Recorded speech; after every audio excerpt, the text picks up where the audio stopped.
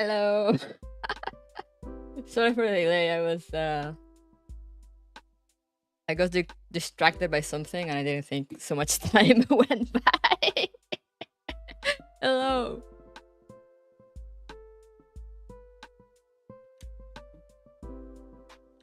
Hello, hello.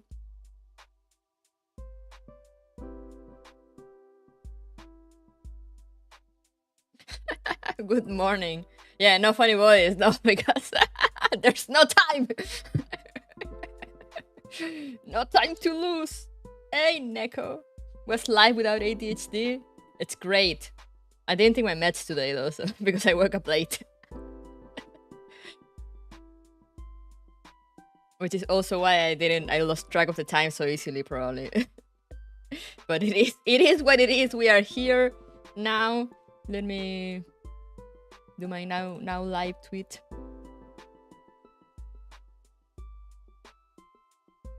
Now live. Which is why we're back.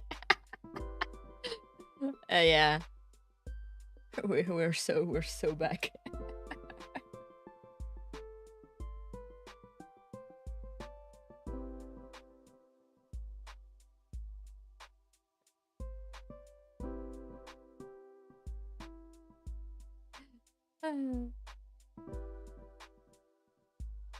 If dark roll hot, is it cause she dark? It's cause she evil. Yeah, exactly. Evil Hubble. Let me log into the game, grab all my... Your session has expired? What do you mean? Oh yeah, right, I didn't log in last week on my computer. Cause she got... But yeah, we're gonna jump into the game quickly.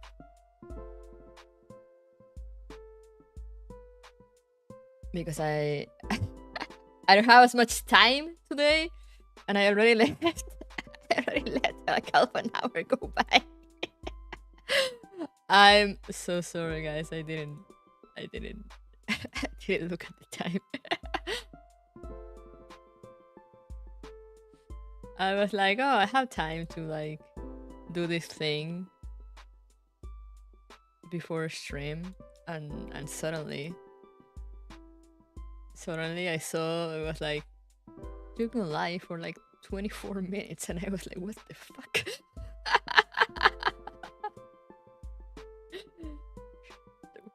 No, we got no time for yapping. We need to finish today. Because if I don't have enough time. We need to finish today. I mean, at least I want to finish today. It's not necessary that I finish today, but I do want to finish today. Progress and yapping? If only it were that easy.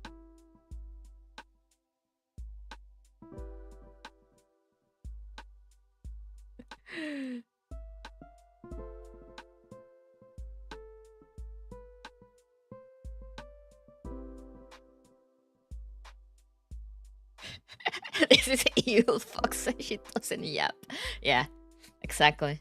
You're so right. Evil fox that doesn't yap. I wish you luck on the pool. Thank you. I have like 110 pool on a dream.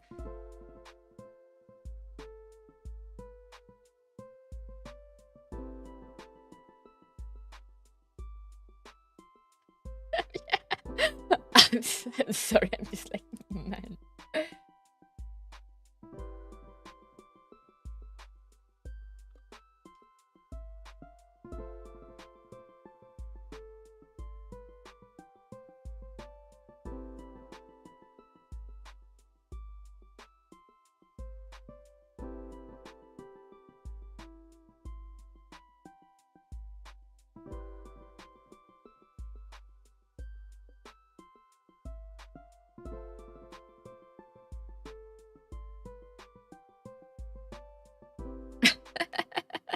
This is RPK Fox now.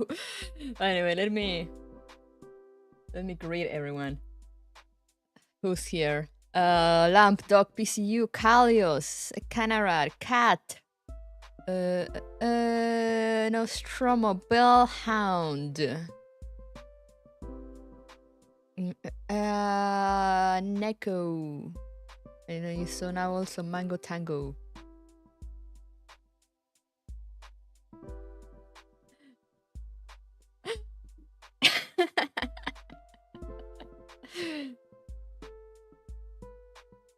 But yeah.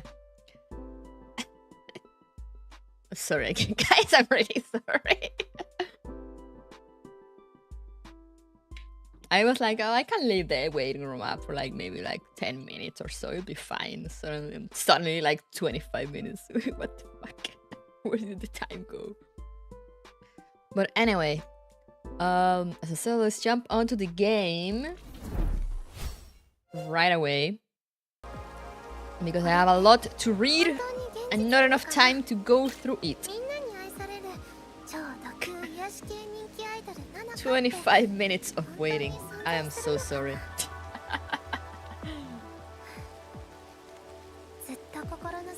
But yeah, I need a hydration. Yeah, I have my hydration thingy.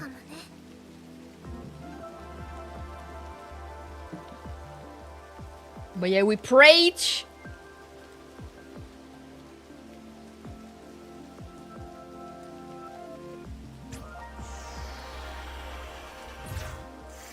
We start by pulling.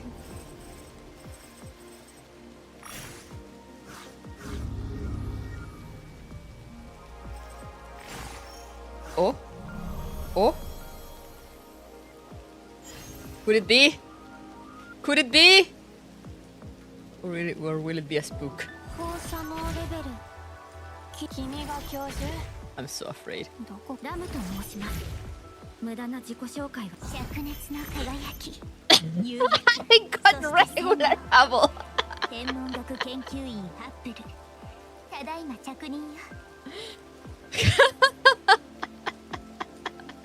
Not you! Oh no, wrong trouble.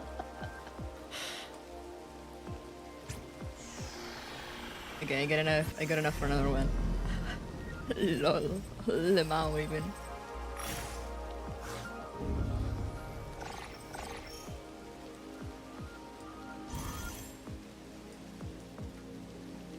And I got enough for another one.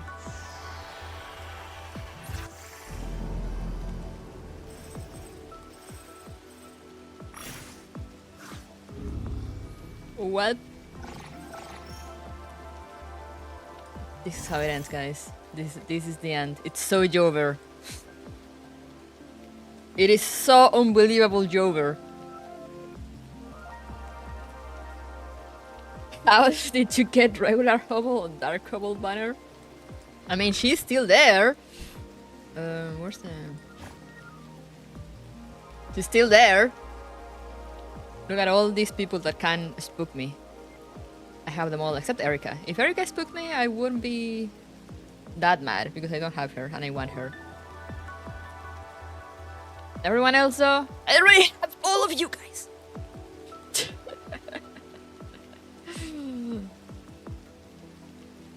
Good. Alright, that was awful. Let's fucking go. At least.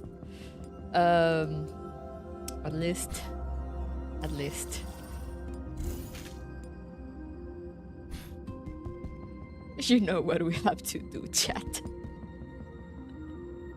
Look like your Hubble lost in space forever.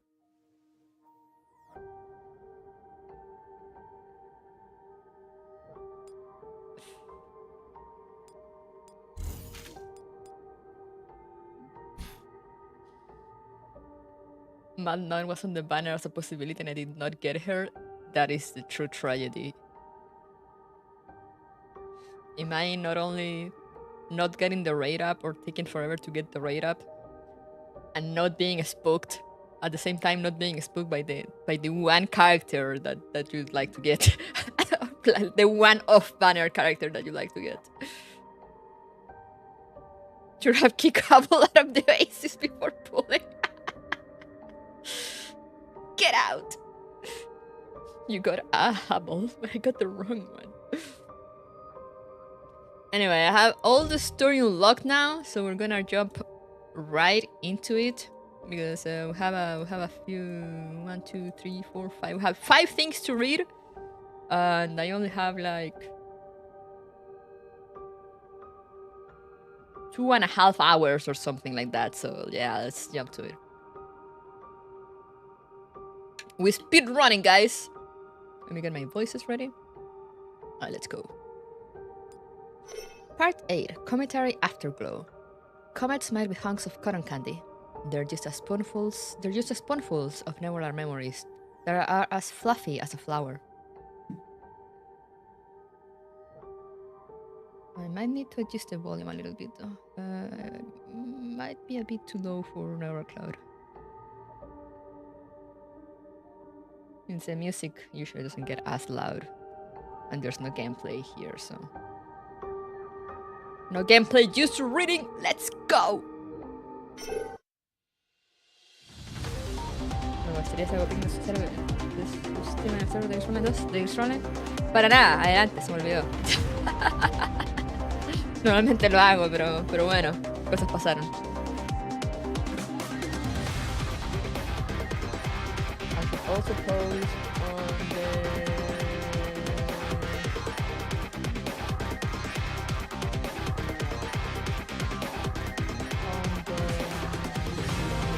on the... On the NeuroCloud one.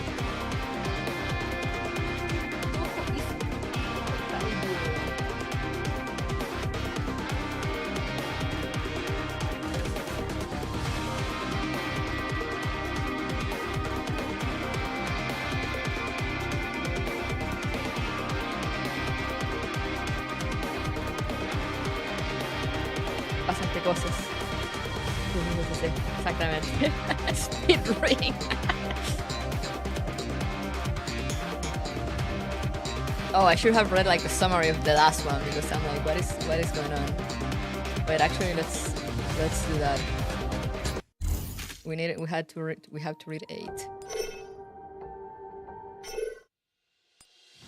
Oh wait, it doesn't give me the little summary. Okay, let's just go then.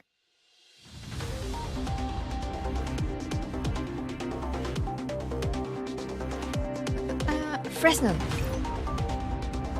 I'm here. Confusion is evident in Fresno's voice. She evidently has only just attained a hold over herself. Hobbs is still recycling the data. We'll have to fight off the Enterprise agents. Right now? Got it. Fresno is clearly not quite aware of the situation, but she calms herself quickly and takes a defensive stance. The tropics emerge wide and wide from the icy mist. The agents originally responsible for guarding the data are now eroded vectors. Purple starlight is straight with black surges forward with them, quickly linking with the cool, gentle light radiating from Hubble. Hubble! Deal with the agents first. The two forces clash as light and shadow intersect. I leave the spaceship's combat models in Xuan's hands so she may support Fresno and direct the flow of battle. A dense order of tropics rushes in. In the midst of them is a Marina form. Belka? I know you're ready.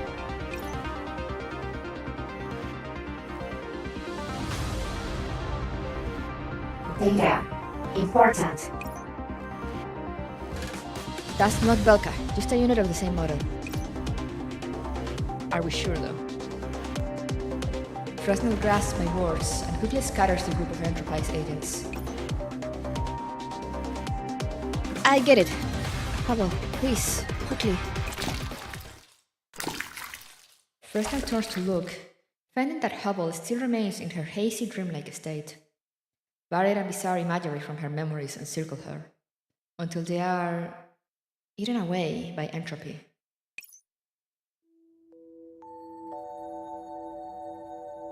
Professor, do you think this is suitable? I am no professional in astronomy, so I can hardly give you any immediate advice. That's no problem at all. I happen to be seeking someone outside of the field's opinion, seeing as the simulation room will be open to the entirety of the oasis.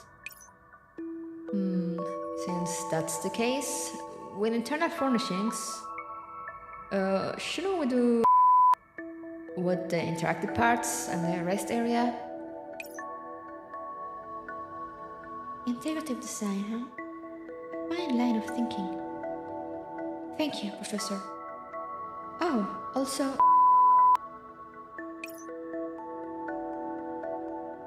Between tropic whispers, memory data slowly melts away. Professor, I heard that Fresnel's position has been searched out. We're assembling a support squad currently, so I send you a message. Will you be coming? Of course. When she gets back here, I'll take her myself to see the cosmosphere I put together with my own hands.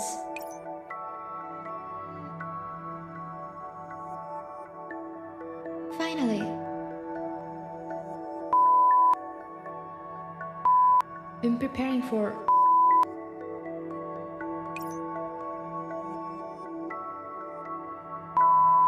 Wow! Friend? I still need to get a different, like, kind of sensor sound for this kind of things. So for now, just get the core sensor.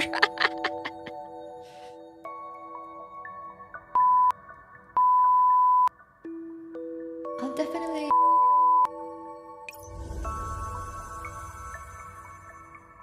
Everything is disappearing. Everything is being devoured. I bring the spaceship to an extremely low altitude, guarding Hubble alongside Fresnel, protecting the data, protecting those memories that will be tampered with. But amidst the comet's ice and snow, the dust and mist, it will avail little. Professor, I can't get a look.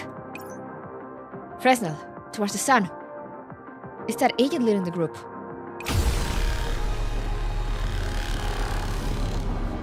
Two beams of light crisscross as the spaceship's cannon and Fresnel attacks land on the same faraway target. Target destroyed. The agent resembling Belka is stopped in their tracks. Its dim screen flashes twice, still managing to activate its self-destruct sequence, its last promise to Yutian. Even if nothing was the same. Is it finally done? Are you alright, Hubble? Does the narrow cloud sector really still exist?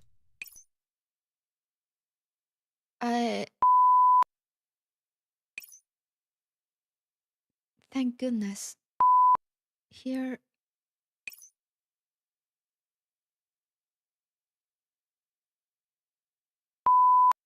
It's Hubble! It's me. Oh. Hey, Lupug! Am I winning? No. But thank you for asking. Hello.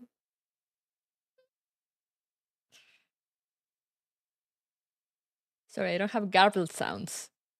So we just use the core sensor, it's all I have. It's me. It's hair. Wrapped in dark purple light, Hubble opens her eyes. Is this what I have lost? How do you feel, Hubble? My head still hurts a little, though it's a little easier to receive the data this time. Is it because this data has already been entropized, like broken starlight, beautiful to the eyes too? The last shot of light flows into her body. She seems to have become more dangerous and more unfathomable. Was it all entropized? A part.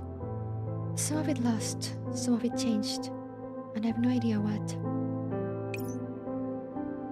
Hubble nonchalantly blinks a few times, smiling and grabbing Fresnel's hand. Like this, we have yet another reunion. The first reunion we had in the cloud is now mine as well.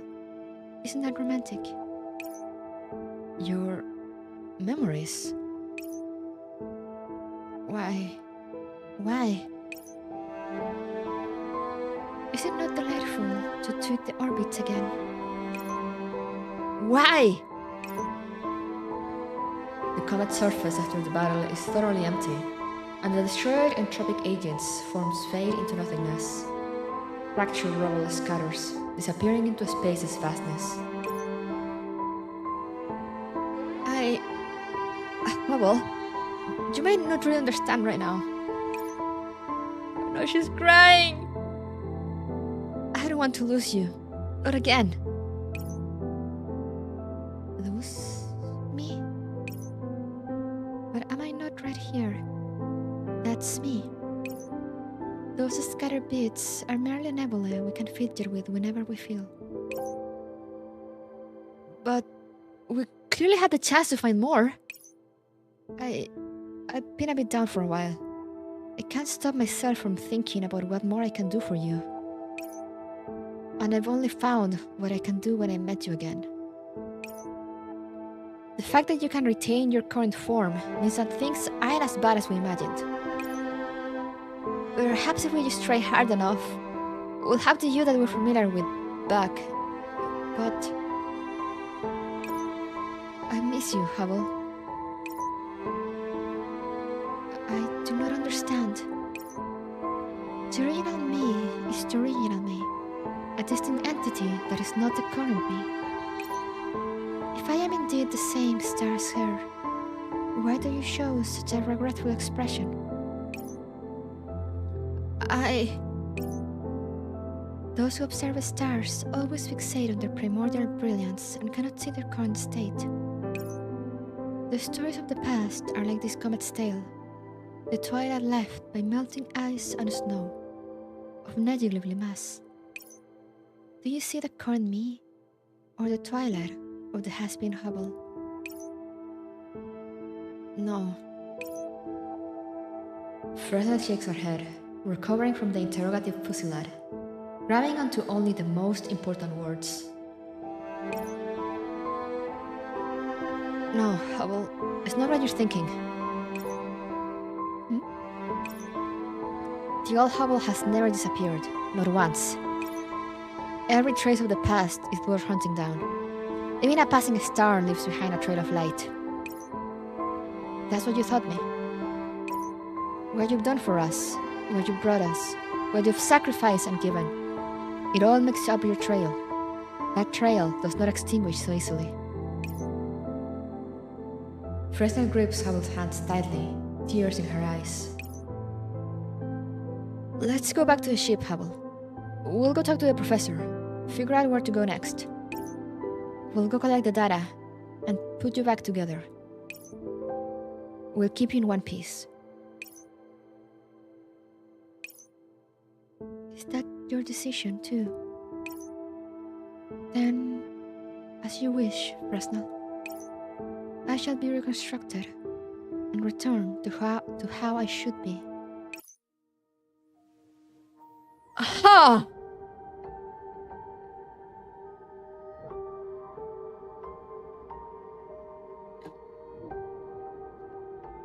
Anyway, I got more memberships to throw out into the world for this month. So let's do that now. There they go. Yum. Who got him? Who got him?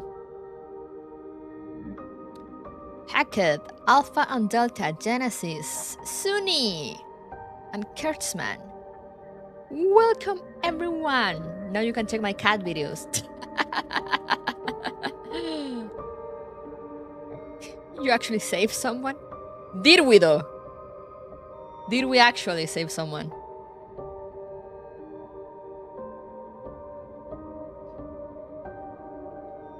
Does this count as saving?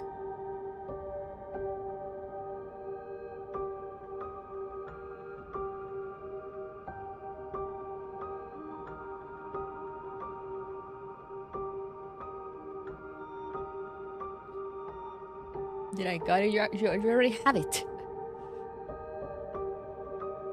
Without any further context, it seems like you at least started the saving. I mean, I guess. Yeah, we shall see. Part 9. Age of Daybreak. We drift further and further away as we test the limits of gravity, until the sweetness fades away, until there is nowhere left to search. Hola! In dark, lilac space, the spaceship quietly proceeds along. After numerous little adventures chasing down memories, Howell and Fresnel find themselves back inside the spaceship once more. Professor, we're back. That was unexpectedly easy. There weren't many Enterprise agents this time, but they were strong. If Howell wasn't there, I doubt I will have been able to handle it. Is it not amusing to race the Stardust together? I leave the next step of the route planning with Antonina and the autopilot. Turning back to the team that had just returned to the spaceship. The miniature Entropic tumbles down from the control panel, welcoming them with dancing tentacles. Good work, you two. Was memory data this time all related to the Oasis?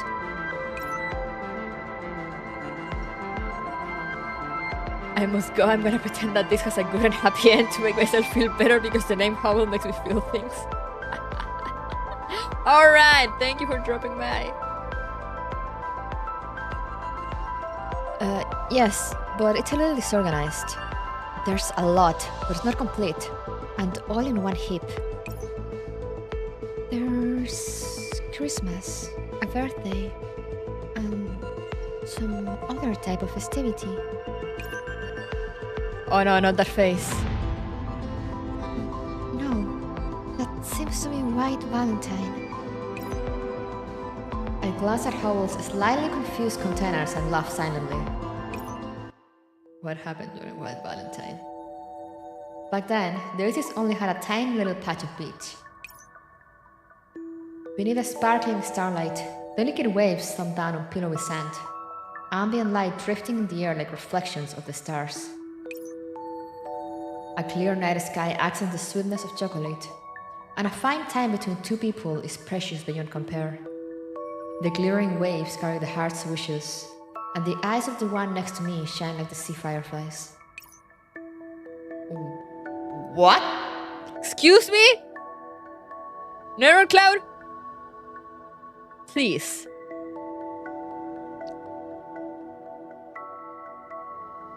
Some people call them Blue Gravel, but their light is so dazzling that the name seems mundane. Some people call them Blue Tears, but their gleam is so lively that the name seems overly dismal. Professor, what do you think they're more like?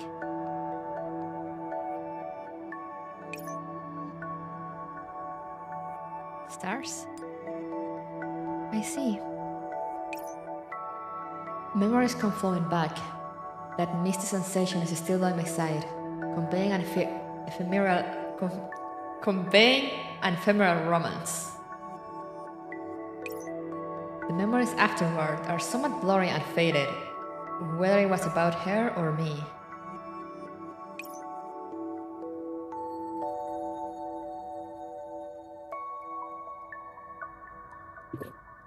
What were they implying there? Yet those memories are entrenched so deeply, keeping me in front of that ocean, in that exchange.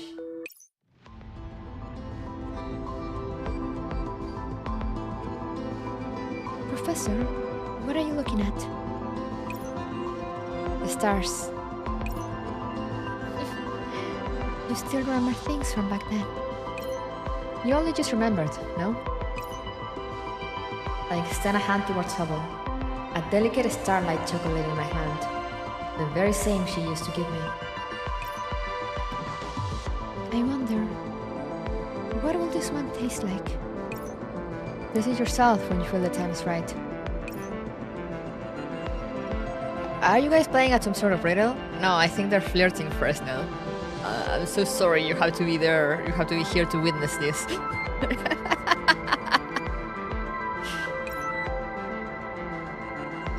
Or did I miss something while I was in the middle of that battle? About that, maybe you'll come to know eventually, Resna. But by your grace, much of the starlight has been accumulated, and I seem to be a little more lucid too.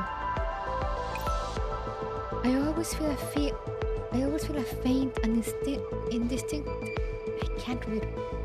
I always feel a faint and indistinct headache, but I can't figure out what exactly is wrong. Maybe I'll get better when this is all over. About that, I have my reservations, but it's not like we can spot any problems from the analysis results.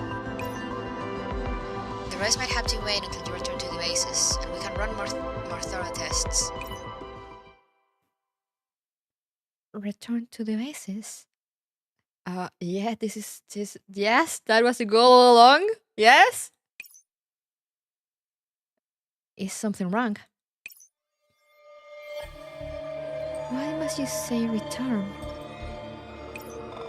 No. Rather, why should I go to the oasis? Oh no. Havel, do you not intend to return to the oasis with us when everything's been resolved? To answer that, I am a lone star, remaining at a distance. I did not feel the call of the cluster. To stay at the oasis, why should I do this? Have I said anything that might lead to a misunderstanding? Oops. Wait, just a second. Havel tilts her head slightly, a perfectly tuned expression of confusion on her face. It generally conveys a sense of bewilderment, yet betrays a sense of nonchalance, as if she had been waiting for us to unearth this question. Since Havel isn't prepared yet, let's overlook this topic for now. Havel promised that she will contemplate our emotions well. I believe in her. The stars do not lie and speak in riddles. I shall observe as well as I can. We await your change of mind. Then, let's solve the immediate problems we can. I say we return our attention to our incomplete journey.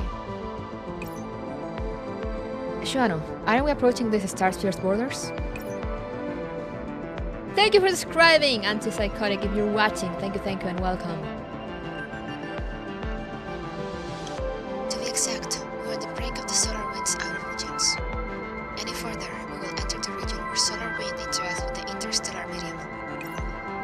Celestial bodies here do not follow common rules, but as we detected before, basic rules still apply. Ever since you left the solar system, the effects of gravity have become more difficult to calculate, and the environment has become more dangerous. Professor, I'd advise you to manually pilot as much as possible.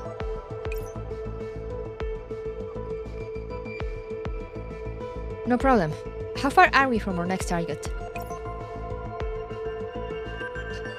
Almost there. Some planets are constantly in motion and aren't easy to track. The autopilot system continues to function. Seeing a troubled look in Antonina's eyes, I look downwards at the star chart. In descending order of completeness, the highest priority destination is another planet we've never seen before. To be exact, we've never seen any of the planets or bodies here before, including that weird sun and moon pair. Sure, but we need to speed up. The stars are still changing. Is it because of Hubble? Because of me? We've not been able to recover your entropic core, but we can can still monitor this star sphere's overall state. An optic and interpretation phenomena is most likely related to your data recovery progress. If we can analyze your entropy core, chances are that we'll be able to figure out how to solve these problems. And then do we figure out how to make this stream disappear? Faced with Hubble's sudden questioning, Antonina takes a deep breath. And then I'll have to figure out how to take you back. Don't give me that expression. As the group converses, the spaceship arrives at its new destination. The star sphere is not a very large area, and we are at its very edges, beyond the solar wind's reaches. Professor, the target's right up ahead. We're here. This place is a quiet one, with few traces of interpretation. The memory data on its surface gives off a weak light. Seeing as the so-called sun's influence is almost non-existent, the influence this body receives is more derived from other nearby bodies. A dark red planet ambles about not far away, administering a weak pull on this body.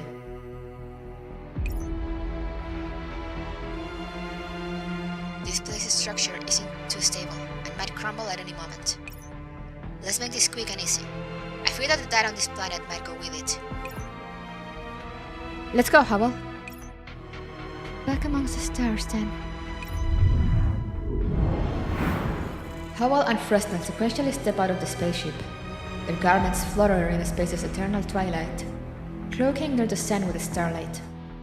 With no air resistance in space, this scene is illogical indeed, yet so mesmerizingly beautiful that one struggles to remove their eyes. The gap between the two planets slowly closes, and the influence of gravity gradually amplifies. I made contact with this memory segment. When was this? You don't remember either? I'd say it's roughly... Oh, the latter part's already been polluted with entropy. It probably ended up here by accident after being polluted. Let's move before the data's not fully entropized. What's wrong with entropization? It matters not. Are these experiences wandering through the stream not exquisite memories too? That's different, Hubble. If you... Fresnel walks towards Hubble with uncertainty in her mind, as the pebbles beneath her feet cling together lightly. The sound of crumbling arises, like crushing gravel underfoot on Earth. And this planet does not have sufficient mass to lead Fresnel to crush that pebble. A muffled thud comes from deep inside the planet. In the very same moment, I hear a series of shrill warnings sound from the monitoring panel through the comms. On the other side of the planet, the red planet rapidly closes in, and the conflux of gravity almost tears apart the planet beneath them. Fresnel! Hubble! Oh no, the planets are gonna crash! The red planet exerts its gravity on the spaceship as well. I raise the thrusters to maximum capacity in the opposite direction, resisting the sudden pull and keeping the ship aligned with them. Back to the spaceship! Quick! I can't get leverage. The gravity rapidly magnifies, and the rocks beneath Fresnel's feet begin to disintegrate, almost tripping her over. She dashes towards Hubble with all the effort she can muster, extending a hand. It is but an inch away from grasping a piece of Hubble's garments, yet falls empty. Hubble! Hubble! As the data retrieval completes, Hubble slowly raises her head, still immersed in the scattered memories. Her sideline traverses between the fragmented pieces of Earth sailing towards the red planet, catching the figure being drawn away by gravity.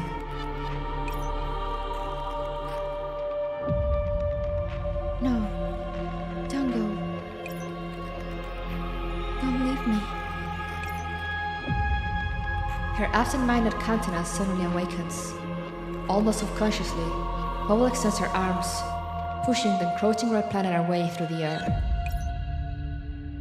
simple, floaty gesture, but one that carries immeasurable weight. The speed at which the distance between the two planets closes slows, then stops. In the very next moment, the red planet's trajectory abruptly changes. Get away from her! Hubble motions, and the universe turns as she desires. With the crisis of gravitational rupture now on hold, the planet beneath their feet stops on the boundary of destruction. Fresnel no longer consigned to their gravitational pull, Hubble steps up, taking her friend's extended hand. Thank goodness, you're right. I'm fine. Thank you, Hubble. Let's just ignore the fact that she just moved the planets around, you know?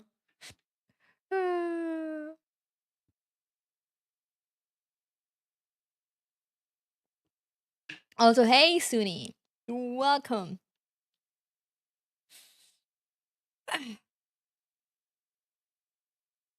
Fresnel stares at Hubble's not often seen worried countenance in a daze, until Antonina's voice comes through the comms. Don't just stand around. The planet you're standing on might still disintegrate to a million pieces at any time.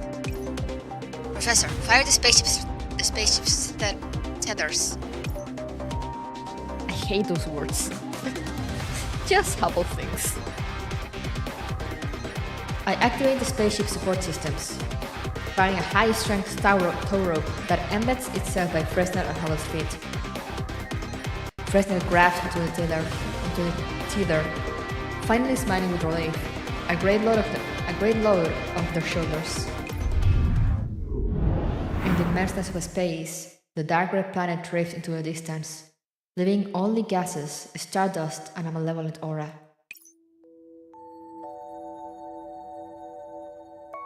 That was dangerous, Fresnel. You will have been like stardust, lost in the greatness of space. Not even I will be able to find you. Were you worried about me, Hubble? You are happy? Why? I just think that I haven't seen an expression like that on you in so long. To have you be upset for my sake makes me very, very happy. How mystifying. But I can't say I dislike it. I think I am gradually understanding what makes you wish to stay with me so. Ooh. Then, are you going to go back with us? Let me think on it. Perhaps there may be other orbits we can yet choose. Rather, don't you still have an assignment from Shuanu? Hubble deftly redirects the conversation. I open the spaceship's cabin door, allowing the miniature entropic to welcome them and communicate with Shuanu. As Hubble mentioned, in the list of lost agents you provided, one serial code after another is crossed out. The last, and the most important one. However, we've never been able to get a steady signal that we can use to locate it. Just like the previous destination, things in the star sphere tend to simply move freely. His name is... The sound of footsteps approaches behind me. Fresnel comes up to the control panel with Hubble, and immediately recognizes the last name on the list. Gagarin? Is that the agent you mentioned? Yes, originally sacrificed in the Jupiter region. One of our most important friends. It was thanks to its offenses that we finally realized the nature of the inside-out anthropization. Hubble, do you remember it? I have something of an impression, but there aren't many memories left. Is this the next piece of a star crumb that needs to be removed? A crumb? No, this one's different from the other entropics. This one used to be your friend. Is that so? But I fail to see the difference. If Gagarin is nothing like the scrap, why eliminate it instead of allowing it to return to you? To return to UTN in the form of an entropic is like what I am to the Oasis. That's different, Hubble. Gagarin had its own responsibilities and was born for UTN. If a fully entropized agent is allowed to remain in UTN, it will become a hidden hazard. We cannot allow this. Hidden hazard? Hubble molds over the words, turning towards me. I know, Professor, that you, Fresno, Antonina, all want to try and take me back to the Oasis. But an entropic I remain. If I will become a hidden hazard to the Oasis too, Professor, what will you consign me to then?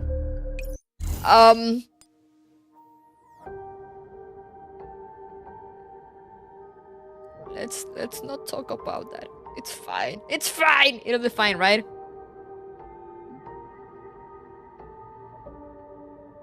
I'm sure it'll be fine. She's playable for a reason, right? Yes, don't worry. Hey, sure. Let me see anything from my sister. Nope.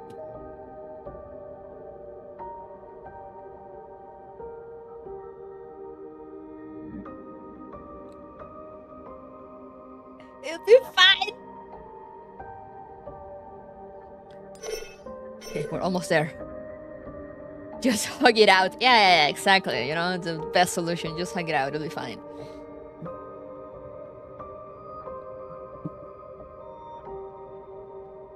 Part 10. Extrasolar planet. The solidified alien star and melted tears joined together to form a sticky obsession, never to be separated again.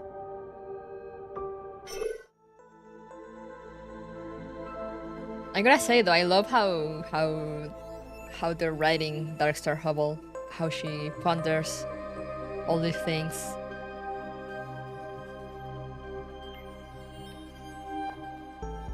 Professor? I see you remain silent, Professor. When I become a threat to the Oasis, you will stand against me as well. What guides you is little more than fragile emotions, not any enduring power. You cannot preserve any star with such an unsteady will. Emotions in and of themselves are enduring power. If we had only used reconvened, you will not question us like this. For you to have concerns and suspicions already proves that the connections between us are rekindling. If you had never considered the reunion in the first place, you will not even begin to contemplate the difference in standings, right? Well, what an angle of approach. Your methods truly are exceptional. Though we cannot offer any promises of substance, a stargazer always turns her sights to the stars. What riveting prose. I cannot wait to see the results for myself. What riveting prose, that's me whenever I read a Mika event. But entropics and agents, two different systems altogether. Your attitude towards them, Shuano's actions, they all serve to prove that point. How will you manage it, I wonder? A most captivating thing. I can already feel it, the integration of bodies. One last piece of the puzzle is missing. Shall we move towards the final moment, then?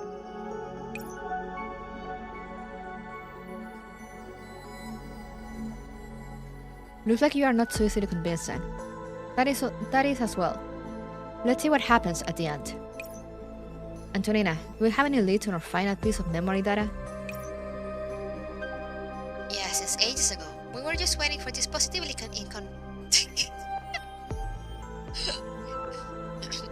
Yeah, since ages ago. We were just waiting for this positively inconversant professor to finish their conversation with Hubble.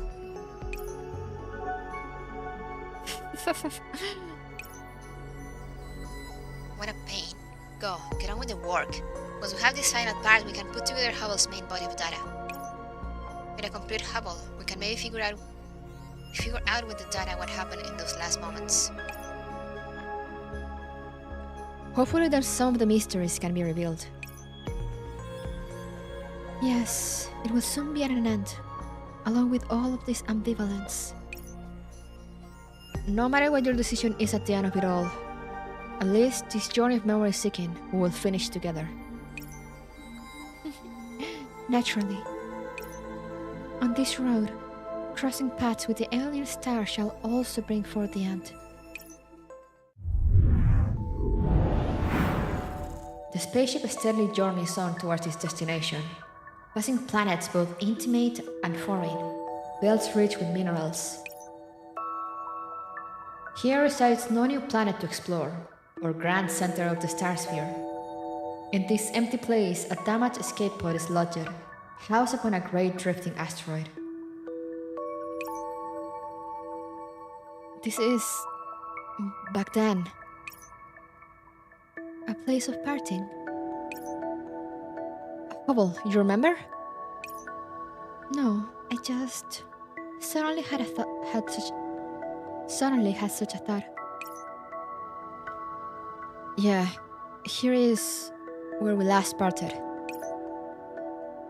Hubble, you were more compassionate than I could ever have imagined, but also cruel beyond what was possible. But no one here can blame you. After that, it was a terribly long wait until I could gather up the courage to come to this star sphere.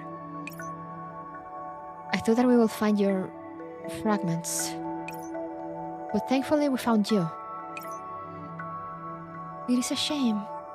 I cannot recall how I felt in that moment. Perhaps you reside someplace inside my narrow cloud, waiting to be awakened.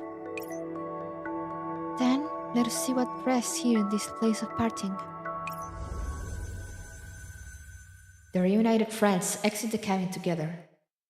Fresner was attached to a tether this time. Within the shattered escape pod, a piece of memory data gives off a warm and fuzzy light.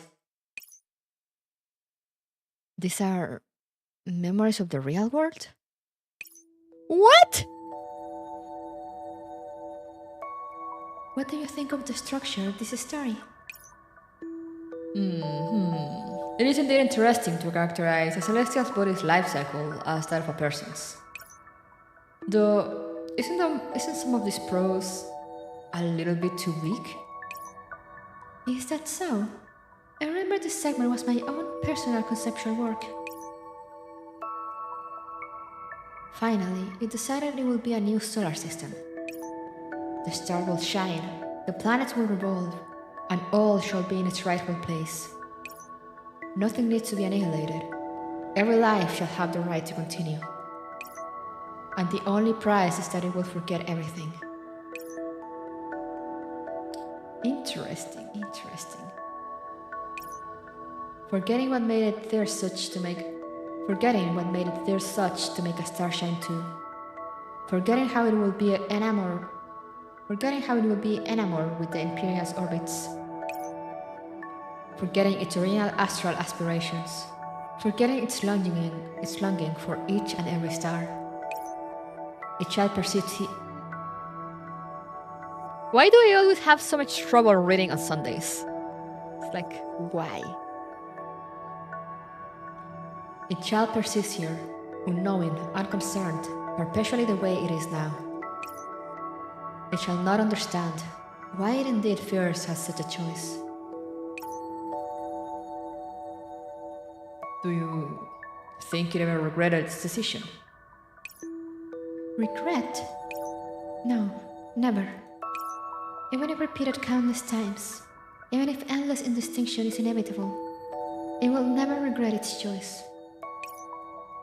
The fierce dream it had must have been beautiful indeed, and no cost will be too great to protect it. That is what I thought, at the very least. The door is knocked on lightly, and a strange voice comes from outside. Hello, is Hubble here? Someone's looking for you. A friend? Ah, it's a friend I made because of this novel. Her name is Fresno. I heard her voice long ago, but this is her first time meeting. I'm excited. Howard rises and makes for the door. On the other side, the memory data's visualization flashes and models, being entropized bit by bit. The entire star sphere is quickly entropizing, from the planet's insides to the asteroid's surface. The simulated corridor outside the room shatters into pieces, and when Hubble opens the door, she finds no one there. Hubble! Fresnel, a standing guard to the side, cannot bear the silence in this moment. She leaps downwards, landing where Fresnel originally ought to be, and finds firm footing.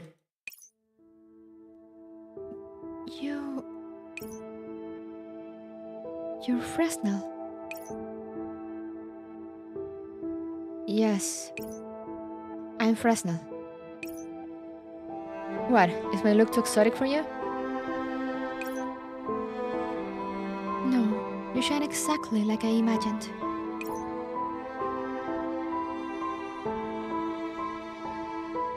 The memory data continues to flow.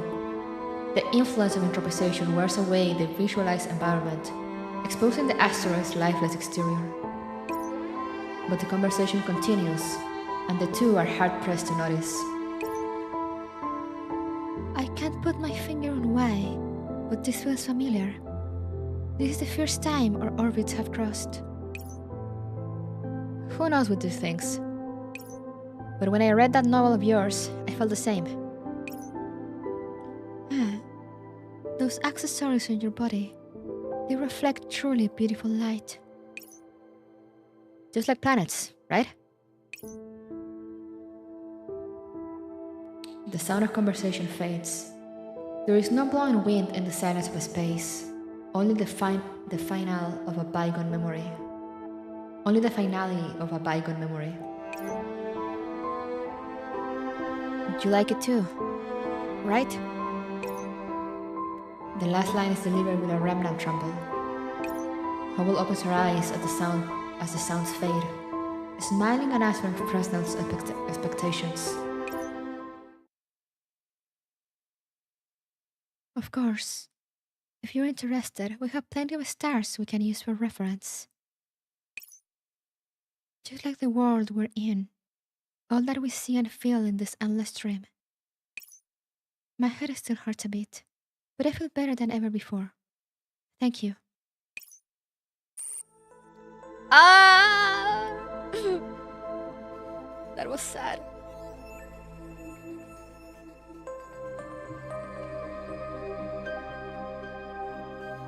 Finally, the main body of the data is complete. A little bit slower, and we wouldn't have hit all our goals. We have enough data now to extrapolate where Hubble's entropic core with analysis. Antonina puts the analysis system to work at full capacity.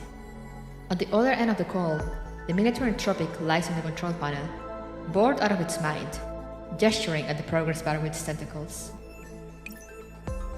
Hubble's data is whole again. I let out a lengthy sigh, but a question still hangs over me. Have we still not tracked down Gagarin's signal? Not as of yet. If we can track down the entropic core, however, we should be able to use it to track Gagarin directly. This mission has gone very smoothly, Professor. Thank you for your work. I'm merely facilitating the ending everyone wants. This star sphere is still hiding something important that we're not picking up on. I'm afraid! No, why did the music change? Stop that! In this instant of reconciliation, the ruined escape pod lies dormant by the wayside, witnessing our run of the moment of meeting. I understand, Fresnel. Whether it was meeting you or the professor, the revolving orbits give me endless inspiration. Whether it's our first meeting or each moment of reacquaintance, this feeling is what you wanted me to find on this journey, right? What's important is not the memories themselves, but the desire to take another's hand and journey into the very end. Very end sounds a bit extreme. Extreme?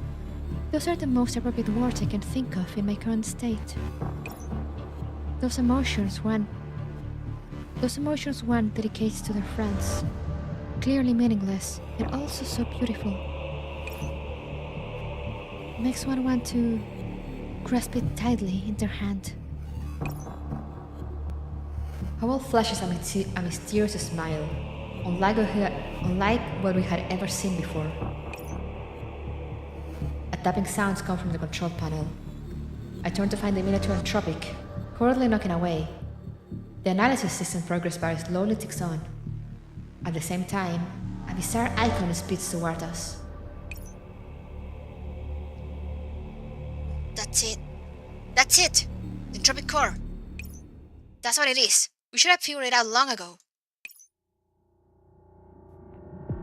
That panel is red. Dark red. Or rather, rust red. It was drifted through the range of the spaceship's instruments, as if this interminable journey was thoroughly irrelevant to it.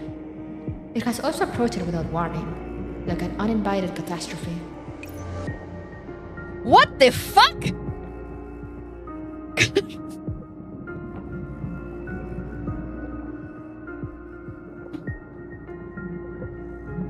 What is this, Majora's Mask? I was not expecting that. Oh, nice! Eldritch horrors beyond my comprehension. To see you better, I guess. The moon is haunted real.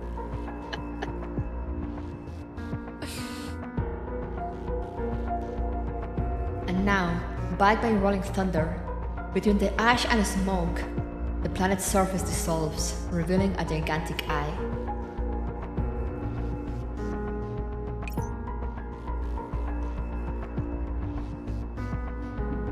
Holy shit, it's really an eldritch horror. Crud. I have been reconstructed. I shall return.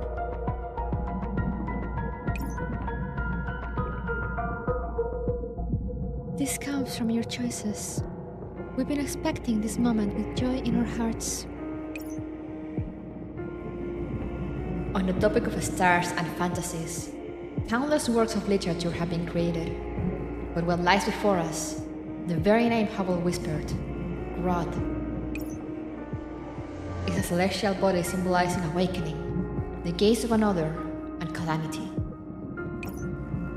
As Hubble's data was restored, this planet came to be restored as well. It finally opens its eyes from its slumber, akin to the icon on the monitoring panel, becoming this starsphere's true core.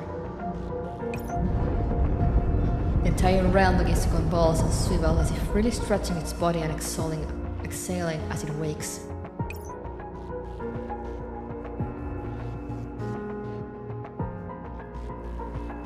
This is the Anthropic core's true form. It's always been circling around us so casually. We went all this time without... Damn it, I'll begin analysis immediately. What seems to be the problem? Howell finally seems to wake from that endless drowsiness, gesturing like when we first encountered each other in this starsphere. The dark red planet moors in front of us, its great eyeball turning towards the spaceship.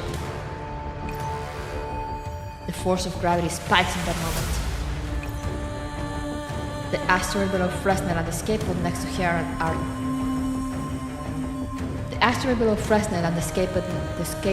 to her are torn to shreds by the force, and her body is thrown towards that planet like everything else close to her.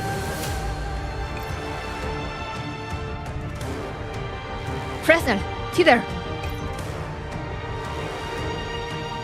In a crucial moment, I immediately restart the thrusters. The spaceship sets off once more, and with the protection of the tether, I drag Fresnel out of the planet's gravity field. Hey yo! Hello?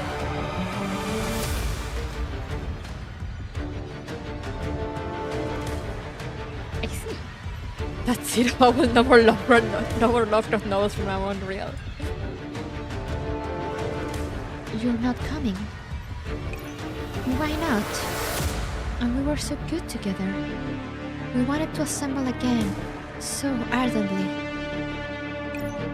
Come, Professor. Fresnel. Before the great red planet, Hubble gently levitates in space. She gently extends a hand towards the spaceship. Come to me. I understand everything. Let's entropize together and continue on to eternity. You've hidden this from us? Seriously, Professor. When have I hidden anything? To you, of everyone. You helped me recover my data. You sheltered the entropic core till it reached completion. Even if you knew nothing, you brought me to where I am, step by step. This starlight is so bewitching, so difficult to resist taking into one's arms.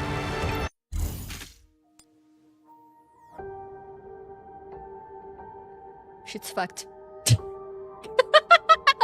What can I say? Shit's fucked.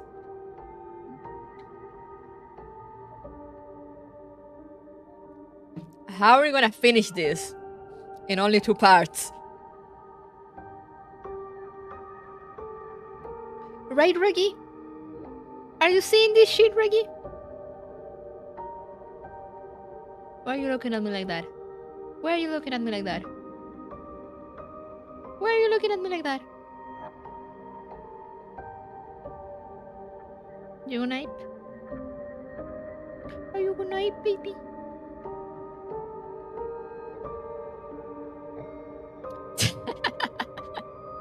Reggie knows how it has to end.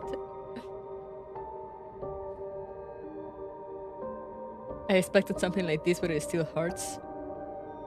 She's looking at you because you need to read more. To be continued? Nah, in no way. Alright. Part 11. Looking back. Why, Hubble? Why? You were my first 3-star banner. Actually, same. She was my first 3-star. Thank you for the member message. She was my first 3-star in Nevercloud. Why you gotta betray me like this? It's so Eldritch Horror you would think Hatsuchiri will be here. True. But I guess Hatsu deals with the Eldritch Horrors from the sea. And now we have Hubble for the Eldritch Horrors of space. Great. Anyway, part 11. Looking back. The starlight surface shatters, revealing a bloody red core. This soothness and sorrow are mutually attractive. Hell yeah, there's 2 now. When we encounter a star, we are naturally attracted. When a star reaches its end and gravity treks onto the extreme, a star cramps shall encircle you until you are back at my side.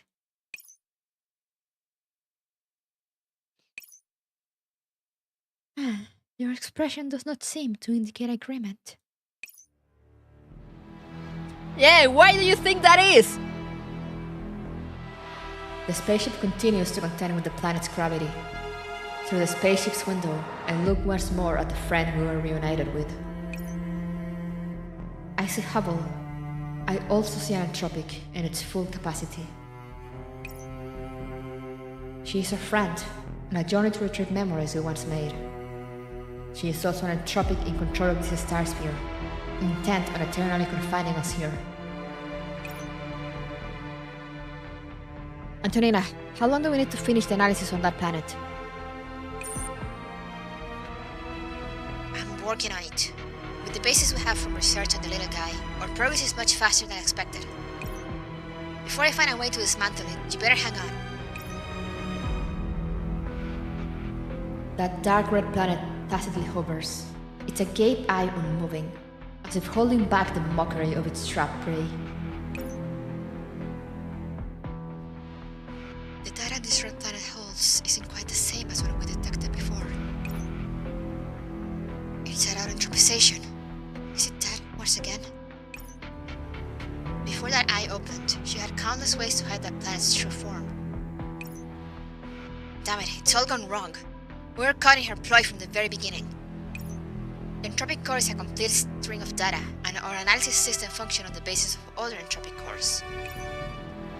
But Hubble, chances are, she never had a complete entropic core. So, back then, it is a very special star. I cannot fully grasp it either. From slumber to awakening, from shattered to fused. Except if it approaches you of its own will, this little spaceship will never chase it down. Cannot fully grasp, but she isn't unaware of where it is. We couldn't chase it down, but that doesn't mean it can't be stopped. And if she wills it, then approaching you of its own will is possible too. We got our comparison data from our analysis here. The real core is on that planet, in the center of the eye. Wolf's personal data back then was incomplete too, so we couldn't locate the core through her. Hall's data collection progress has most likely accelerated entropic core's development progress. Those two things likely progress in sync. Oh, she was playing us from the start! So what if I could? Each and every star in the stream wanders on their own path. By the time you arrive, they are in another place altogether. So Hubble had been using us to progress her toward this end all along. It was precisely because she was always with us that she could manipulate her entropic core to avoid detection. As expected of Hubble, it was a game of words all along. You're making your assumptions. I already told you. Each and every star in this stream wanders on their own path. I wonder how close you are to the truth, with all your assumptions and tales combined. Though that matters little now. Reunited with my alien star and a core fully formed, I finally have complete control of this stream. Now, it is time to welcome you back into my embrace. The dark red planet radiates a calamitous aura, and the spaceship's alarm successfully rang. Antonina, what's your progress on the analysis? We'll make it. I just hope that we make it in time.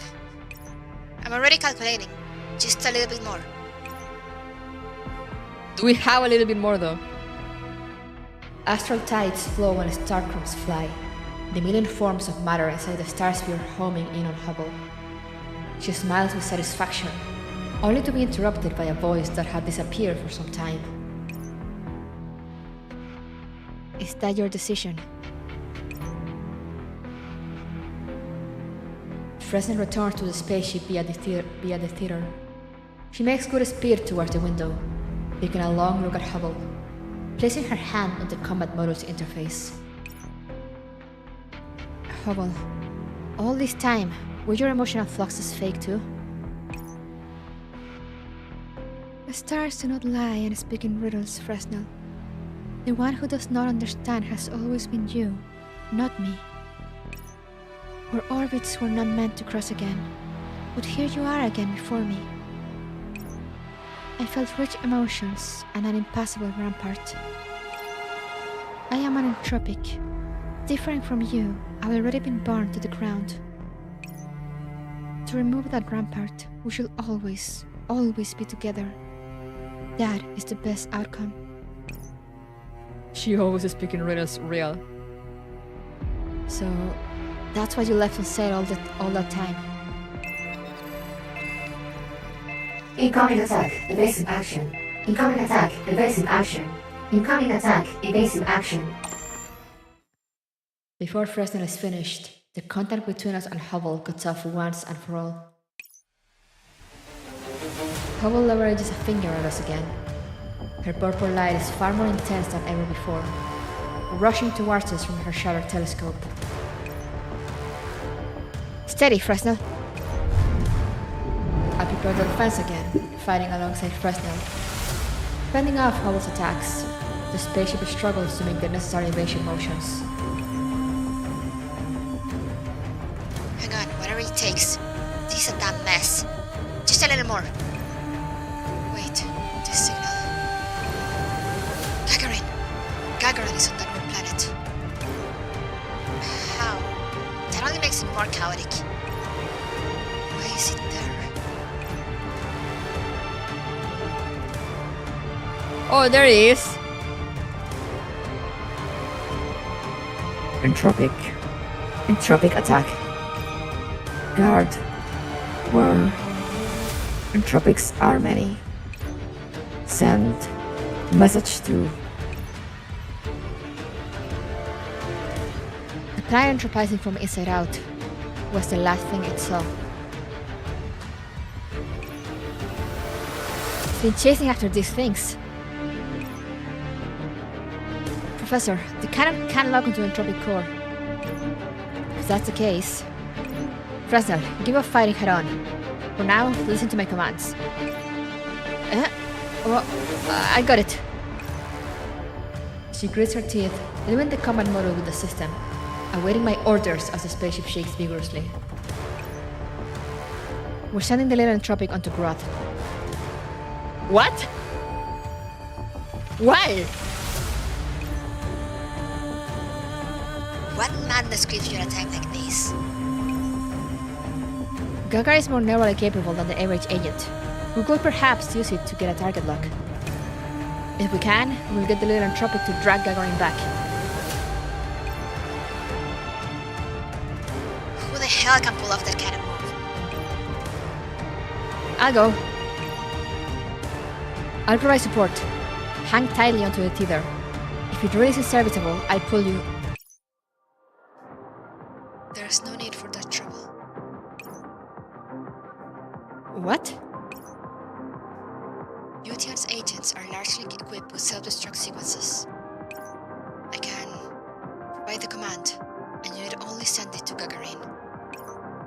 As an agent, perhaps it doesn't receive orders from an administrator anymore. But as an entropic, it will likely listen to messages from another entropic. Are these UTN's failsafes? Each and every line of code in my being rejects this, but I have no other choice. As you know, my personal desires have never been of any worth. As UTN's administrator, I solemnly request that you bring back Gagarin. As long as the stars shine upon us, we shall be reunited in UTN. The spaceship continues to convulse as silence descends, only that ever so important order blinking on the panel. Go, Fresnel. Fresnel attaches her tether once more, holding tight the anxious and startled miniature entropic. The order blinks with raw light, tightly clasped in its tendrils. Professor, we need to be a bit closer. The information panel rattles in the turbulence. Gagarin's signal is still tightly bound to that grim eye upon the planet. I open the cabin door as the spaceship's trajectory dips downwards, quickly. Go! Complete our mission! And Gagarin's. Fresnel makes a leap of faith. Howell's attacks continue. Perhaps it's Fresnel's figure being too minute and far away. Perhaps everything is in her control. Perhaps she is already sinking into disarray in her current state. What are you doing? Why there? The spaceship continues to convulse as silence descends. Only that ever so important order blinking on the panel. Almost. Squeak! Squeak! The command's maximum range. Gagarin is right here. UTN. Glory. Hall's attacks never cease. They never tremble, and the world shudders violently. I'll be counting on you. This time as well. Squeak! Yeet him. The moment before the spaceship is engulfed by the planet's surface covered with surging gas. Smoke and clouds below, and the world shakes to its very roots. My core. Entry successful. Perhaps we were truly that close to disaster. Perhaps we were still safe. With a distance where safety is unknowable, Gagarin sends one last feedback signal. The final successful self-destruct. We never got a good look at Gagarin. It's done. Gagarin. Professor, altitude, now!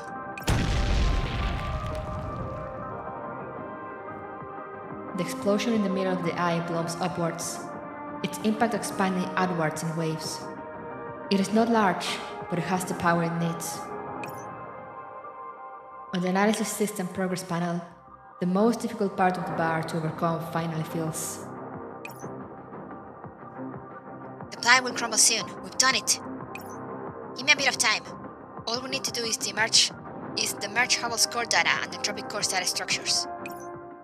No, wait. Hubble, she plans to stay on that planet. Professor, you can't let her stay there. The data in the merge isn't complete yet. She'll disintegrate along with that thing. As entropic core shatters, cracks begin to surface on the Crimson Planet.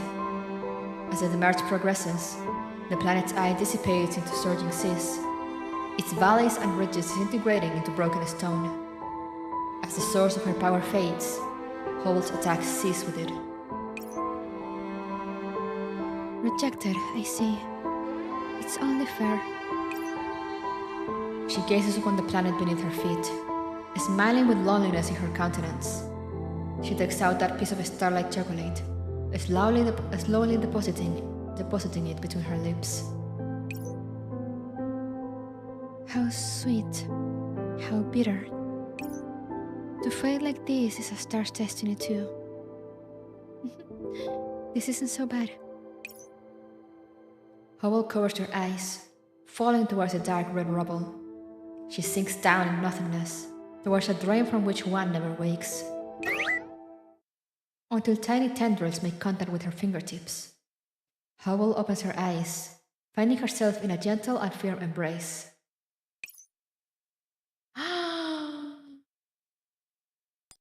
Oh my god!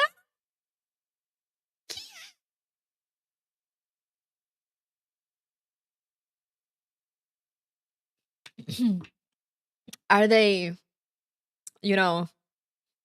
very good friends?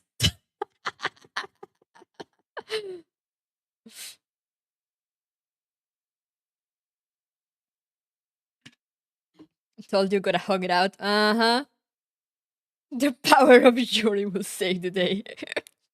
Historians will say. Oh my god, guys. Are they your roommates?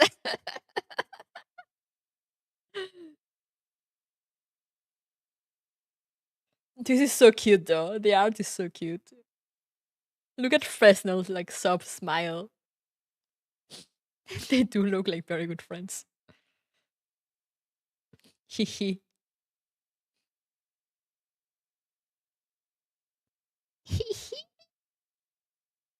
I love this. They're married at this point, honestly. After all they've gone through, probably. They are very good friends.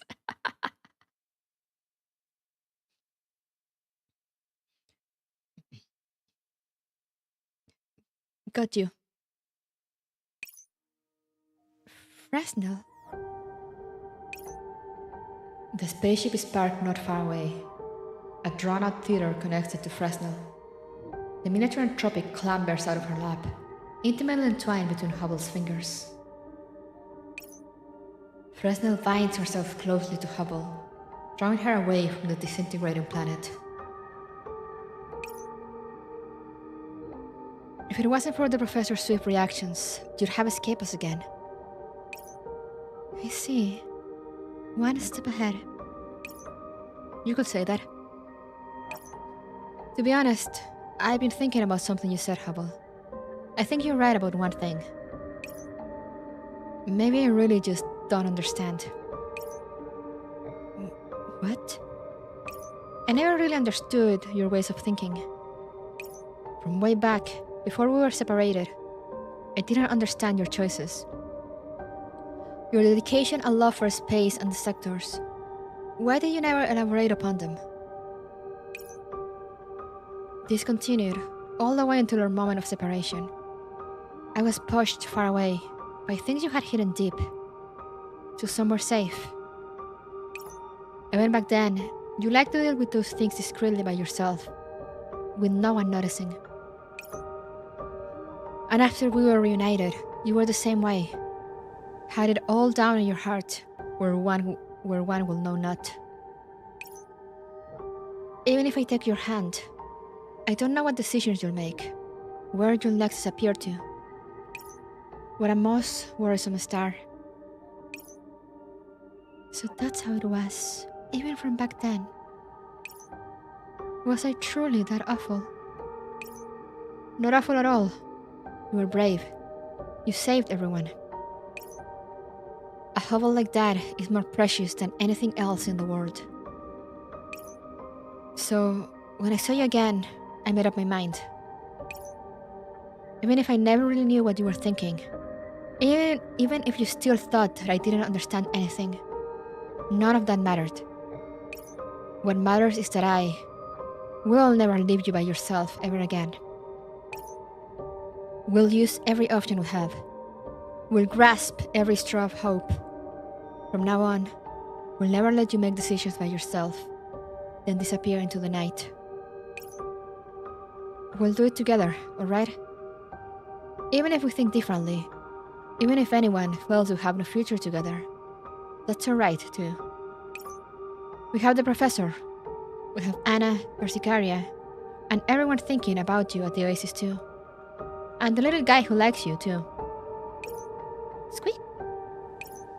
If it can't get along with us well enough, why can't you? Don't be scared, Hubble.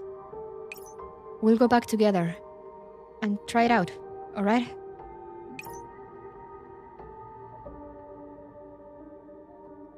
In the shadow of a shattered planet, a crumbling sea of stars, Hubble's consciousness blurs, and only the sweetness of chocolate remains. The drifting tether connected to the spaceship pulls a friend lost in a foreign land back into the cabin. The space station outside the star sphere meticulously records on. The dark purple star sphere shrinks with blinding speed, dispersing and leaving only UTN's original cosmic background. The laws of space-time take hold again, and only a singular drifting spaceship remains. The dreamscape is illuminated by starlight, and a drifter arrives at the Oasis. I'm not crying, you're crying.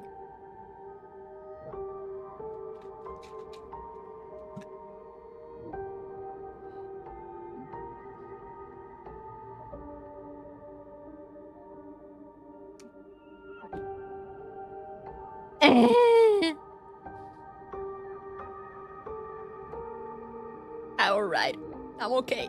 I'm not emotional at all.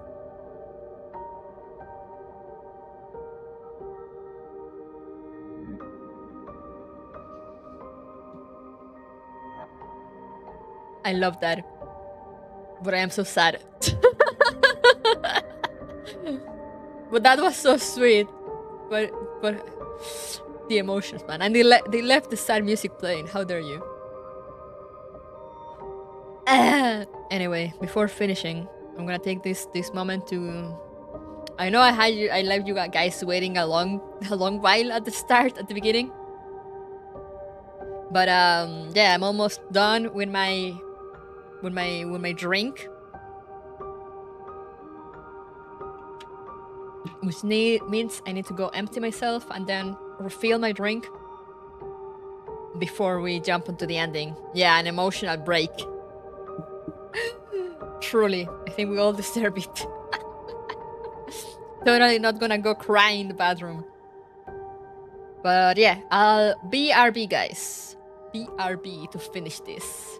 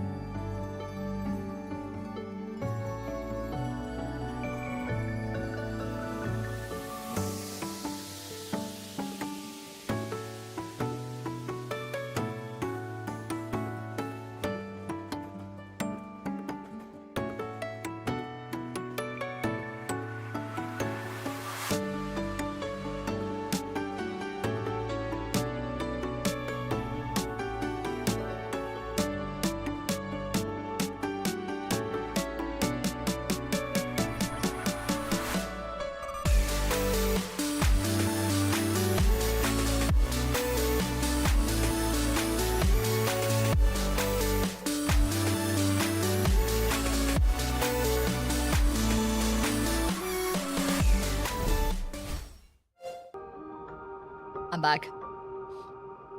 Did you guys get your tears out?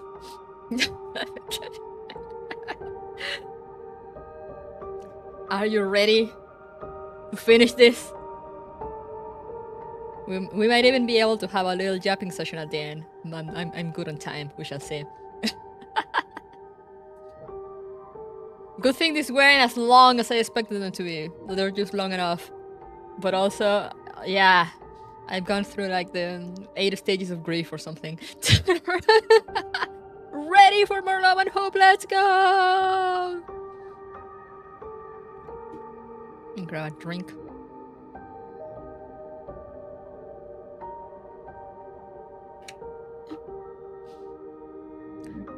Let's go. Part 12. Planetary Reconfiguration. This echoing dreamscape contains the sweetness of recollection. At the very least, you're still here.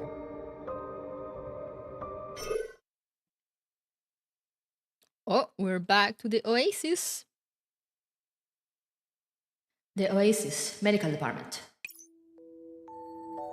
With things at an end, I come with Persicaria to visit Hubble.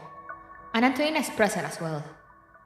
Fresnel sits by the repair pool, inspecting Hubble's monitoring data somewhat despondently.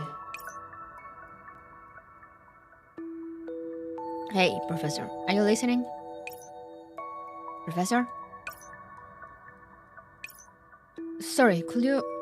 My ass is not listening. She's not waking up anytime soon. I retract my sight from the sleeping Hubble, smiling at Antonina and moving past this little escapade. Seriously. In any case, you know all of the other stuff, so you won't need me to tell you again. Entropization is irreversible, after all. We have no way to revert Hubble to a normal state. She'll keep the identity of an entropic. However, since her entropic core has already been dismantled once, we've got a good grasp of the technology around the cores of heat-dead entropics. From now on, Hubble can safely stay at the Oasis. Thank you, Antonina. We wouldn't have been able to do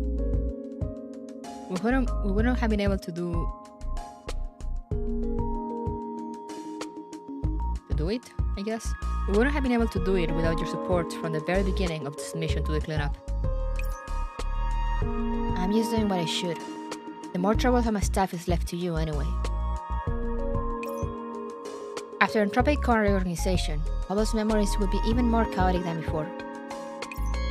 Memory data will conflict with the entropized data, and this was the cause of her previous headaches too. There's no lack of things you have to explain to her, Professor.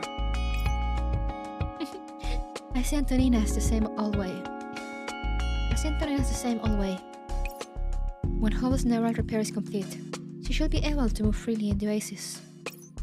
For the purposes of stability, her entropic core's degree of development and compatibility should be controlled within the bounds of what the Oasis can handle. However, considering Hubble's current identity and mannerisms, I'm afraid she won't be able to continue her previous line of work. No problem, I'll arrange alternative work for her. What's most important right now is rest and recovery. You obviously know that's not what Persicaria is talking about. I know. Our goal before we departed was to reset Hubble. Hubble's original duties are largely irreplaceable. Not to mention that a lot of people are waiting for the Hubble they're familiar with to come back. Maybe things will work out in the short term, but how will we handle the future? Antonina. And with this sort of thing, what's most important is what Hubble thinks herself. I'll leave these difficult decisions to Hubble and this guy over here. Antonina sighs, collecting her files and preparing to leave. Fresnel, you should come with me. Me? Fresnel, still standing guard by Hubble's side, looks over Antonina, her confusion obvious. Whether it's the reset files related to Hubble or the data we've just retrieved, we need someone familiar with her to process them. We'd appreciate your help. Let her sleep. It'll be fine. Right. Relax. I'll keep watch over her. Fresnel looks downwards, gently ruffling Hovel's hair, leaving the medical department with Antonina soon after. Persicaria smiles a little helplessly, also proceeding to the medical department's exit. You ought to rest a little here too, Professor. I wait for you in the ops room. Right. Shuana sent a message some time ago, saying that there are things she must discuss with you. I see. Thank you too, Persicaria, for your recent work. Persicaria lightly closes the door behind her, leaving me alone with Hubble, still slumbering in the repair pool. I think for a period, calling UTN's administrator. Long time no see, Professor. How are you and your company doing? All is normal here at the Oasis. What about UTN? By the grace of the Oasis' continued support, our sector research project can be declared complete. Gagarin, Belka, and other agents have returned to their positions. You have our thanks, Professor. In accordance with the cooperative arrangements we made previously, we receive no lack of help either. We all benefit here. Yeah, all of us. Another thing, Professor. After the special stars field disappearance, we verified the amount of data present before and after the reset, as well as Hubble's data records at the time. We finally found the reason for those events today. What was it? Things were much simpler than anticipated. Within UTN's space principles, heat that requires the investment of sufficient mass. However, according to the sector's basic program settings, what we needed to clear out was UTN's original amount of data. That amount is very precise. It's calculated by the sector's designers. Originally, the algorithm affiliated with that number was adjustable. But with Magrasea's disconnected state, It was never adjusted. So, with insufficient data, the sector cannot be reset. But excess data causes its own host of problems.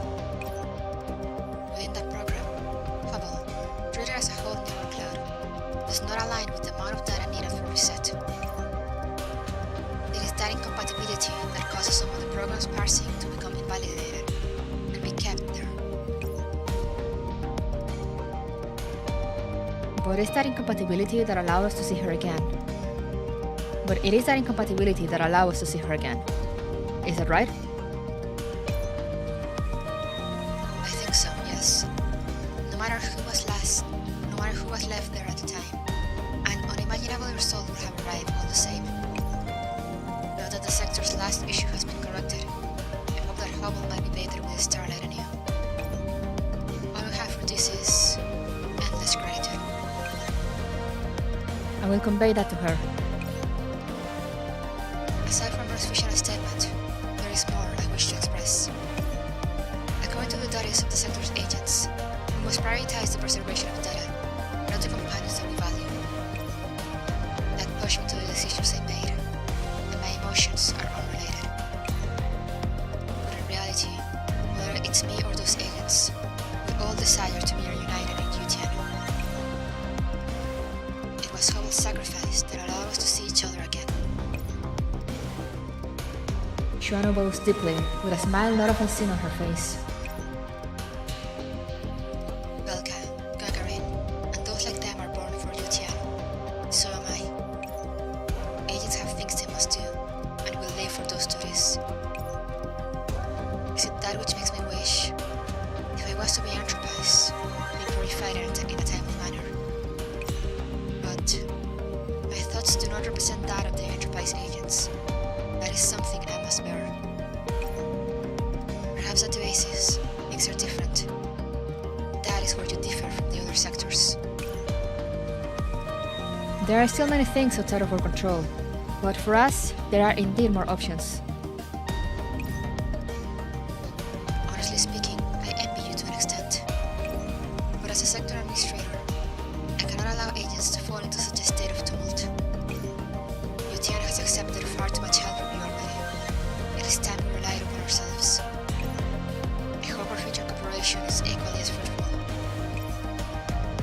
I am sure that will be the case.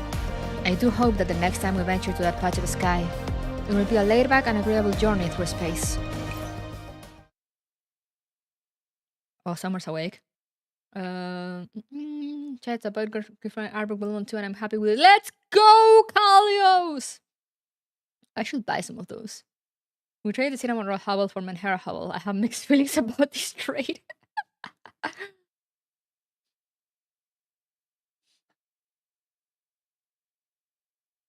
Manhera hobble kinda cracked though.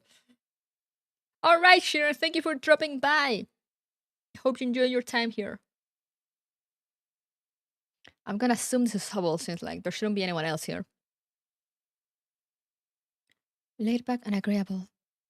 Journey through space. Just as I hang up, a somewhat familiar voice comes from behind. I turn around hurriedly, and Hall sits up under a purple, casting a lazy look towards me. Was it not agreeable to venture the sea of stars with me? A bit too stimulating.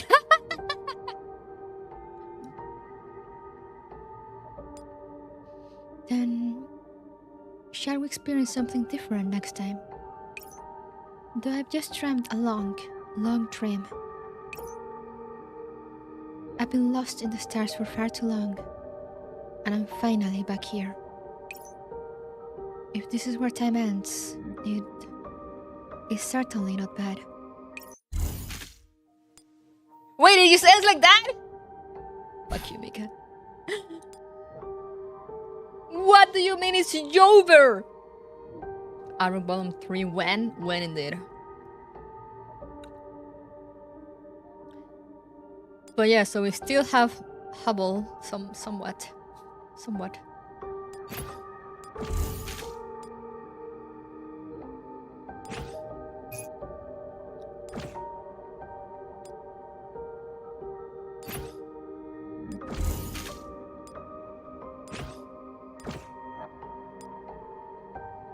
I have no more.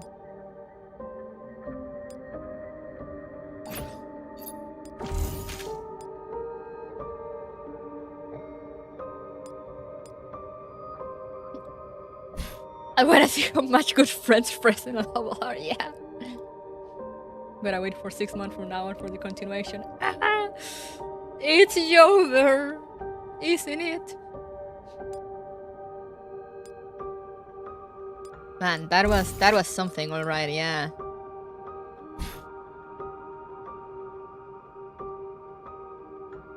That was truly something. 2 hobbles, oh boy, 2 cakes. I shall dedicate myself to get more pools.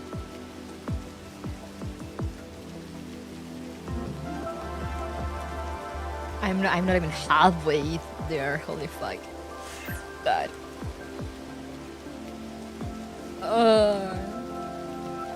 But anyway, let's go back here for a little bit. Let's get that yapping out of the way. That was an experience. It was an experience, truly.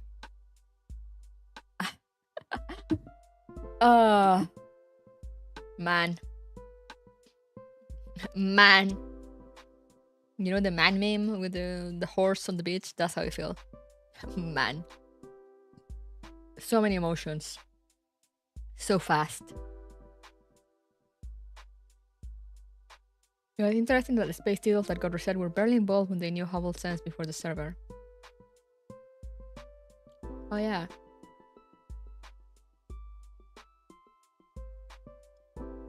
Only 2 hours? Speedrun, hell yeah. Truly the speedrun of all the speedruns. Let me get some farming out of the way while we yap.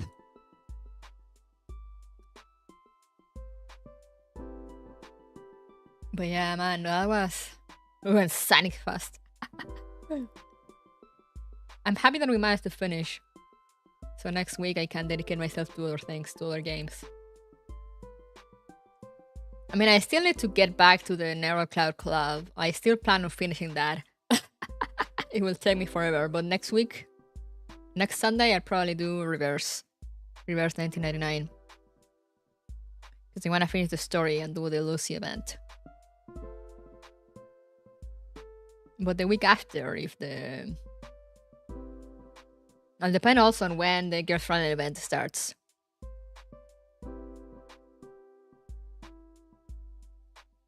But yeah, we shall finish the Stainted Club eventually at some point in time.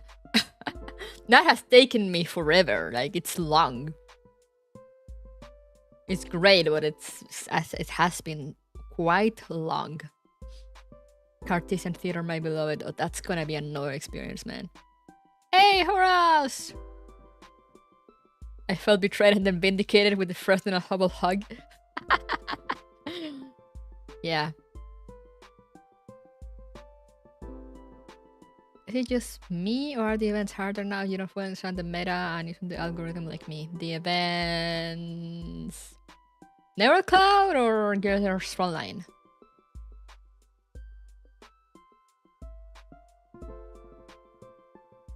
I mean, it also very much depends on which difficulty you play in.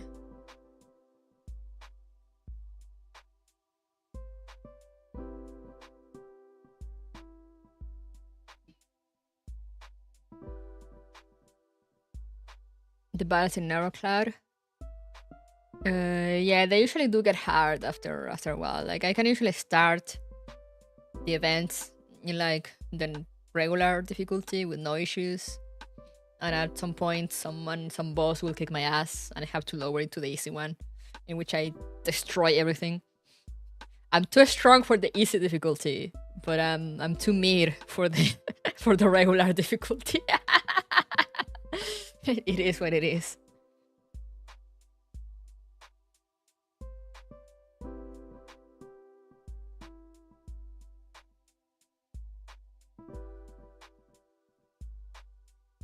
I should try to get all the event rewards.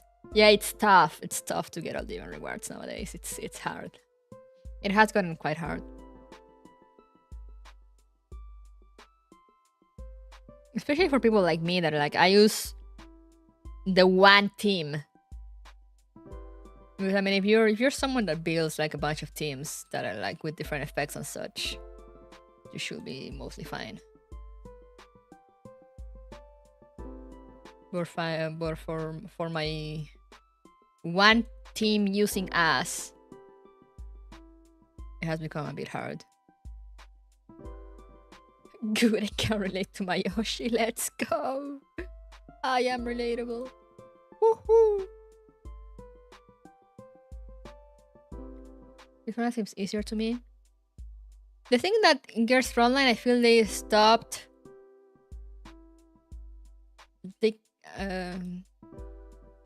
Should I say they stopped? Yeah, I feel like they mostly stopped pumping up the difficulty. As Doug said, they're more like puzzles now. Or like more, you have to use your brain a little more.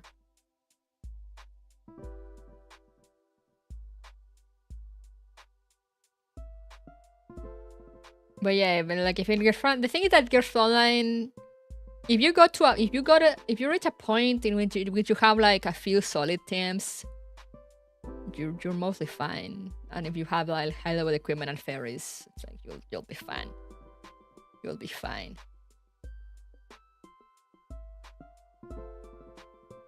Like in Girls Frontline, I've been able to clear most of the stuff in hard.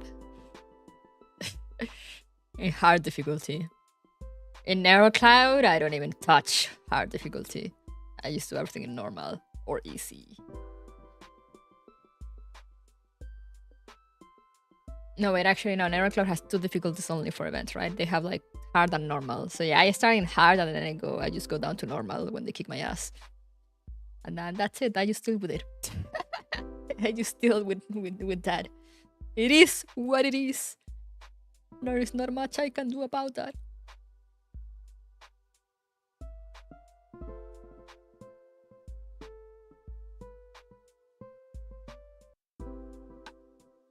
Coalition teams, my beloved. Oh yeah, if you have like coalition teams also, it's like a joke.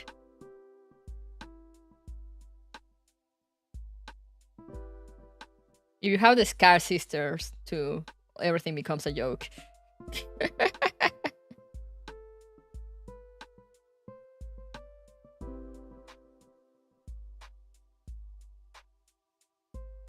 The Scar Sisters kind of cracked.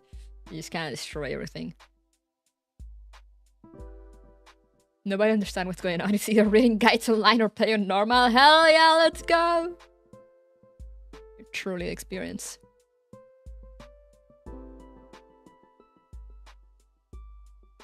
But yeah, in Cloud I just go as far as I can go, and then I'll just like, okay, I'm done. Normal.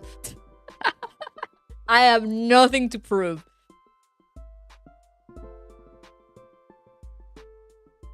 I'm hoping when I max out the survival abilities in this event, last event, not having that. Oh yeah, there's the skill tree in this event also.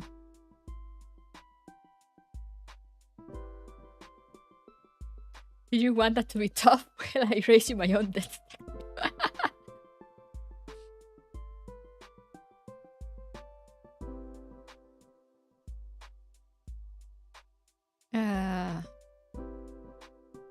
I said everyone knows, especially when if you watch me for a while, everyone knows I mostly play for a story. I'm not here for challenges of anything like that. I just want to read the lore.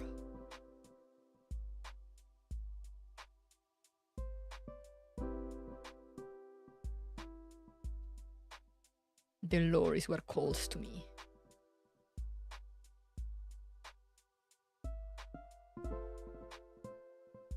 Door with considerable delay. Hey, Crabcan! Hello!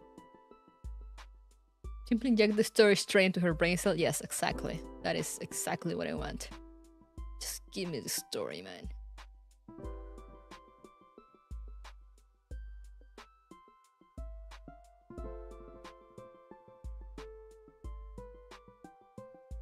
Yo, I got another title! Party goer. That's me. It's a lie, I never go to parties.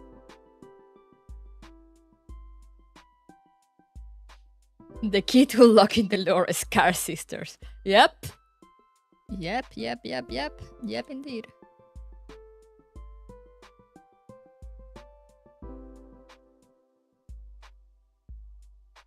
That is truly the key to unlocking the lore.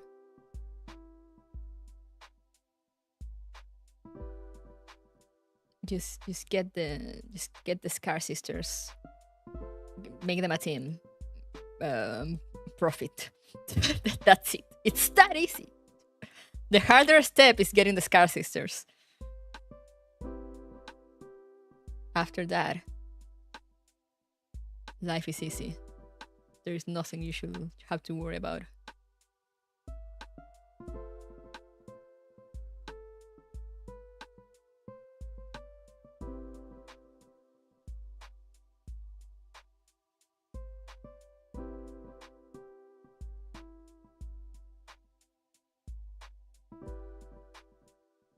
I'm excited and scared of Cartesian Theater. Same. What will happen? What will happen? I fear. I like that name, like One Fear. But it's just like Mickey events. Just one fear. The hardest step is modding Somo to mod 3. Also that, yeah, you need Somo mod 3. Yeah, I know I'm 4 shows up. Or something, or Lunacia. I'm not sure. I'm actually not sure which one of the two, but like, I know it has something to do with the IR team actually, so probably I'm 4. But like that's all I know, and that only scares me more, honestly. That only makes me more scared.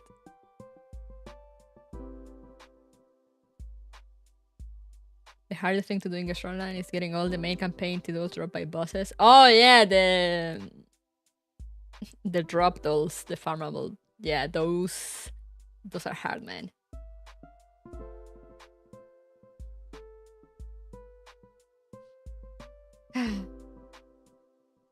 God. What will happen?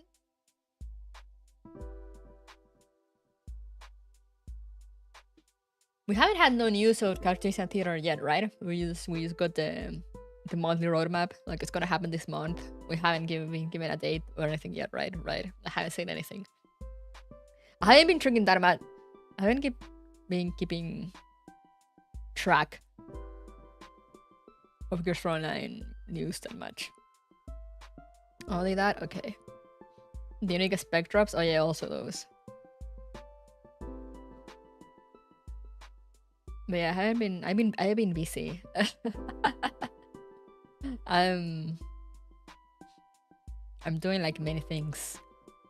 I've been sort of busy. I haven't been keeping as much track of things as I should. I'm trying to get started on my Girls Online summary also for newbies, for Girls Online 2 noobs. My very summarized summary. I'm aiming it to be like 2 hours max maybe, and that's just because it's gonna be a stream, you know, so like talking to people and all that.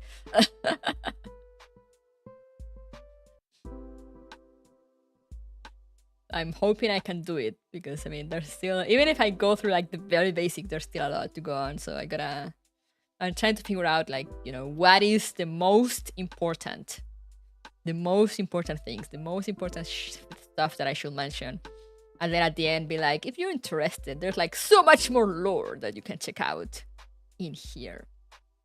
I also need to finish my homemade studio so I can start recording the lore documents, audiobooks.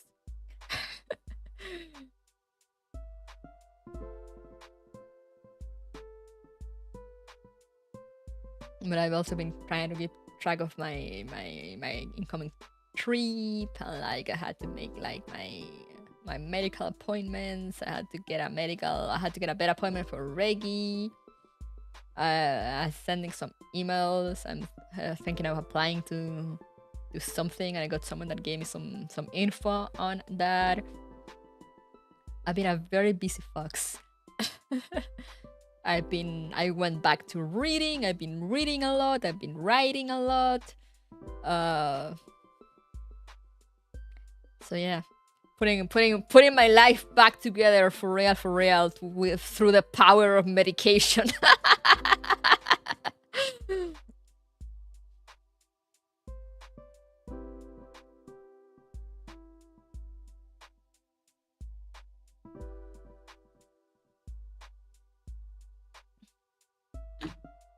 The most important lesson in Grace Frontline is don't get too attached to a doll because she may die later down the line. Real.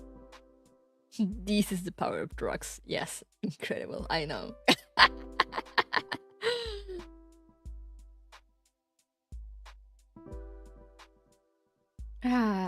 But yeah, I need to be leaving soon, so I will have to cut the yapping session short. Next week, the schedule is always coming later today or tomorrow, but what can you expect for next week? More Tales of Fantasia. Let me make sure I don't have any collab or appointments for next week. I think it's the week after that I have some busy days. We are 6. Oh no, so we should be good. So yeah, more Tales. Remember next week there'll be one stream less. No stream on Thursday. We finished Reverse on Friday. Reverse Collapse on Saturday.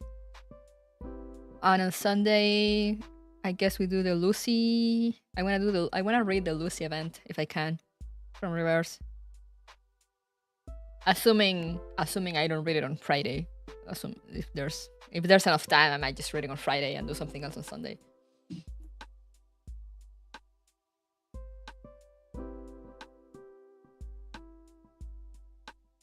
But we shall see. That's how it's looking right now. That's how it should be. And yeah, Reverse Collapse. Yeah, sorry I didn't do Reverse Collapse yesterday. I was just so tired on Friday that I was like prepping for a stream and everything. And then I went to pick up my sister, and I was like, okay, I'm gonna go pick up my sister, and like, you know, I gotta get back to stream later. And then I was like, what if I just rest? I am so tired. So that's what I did. But next Saturday we should be good. We should be good for reverse collapse next Saturday. To continue the bloodshed, the love and hope.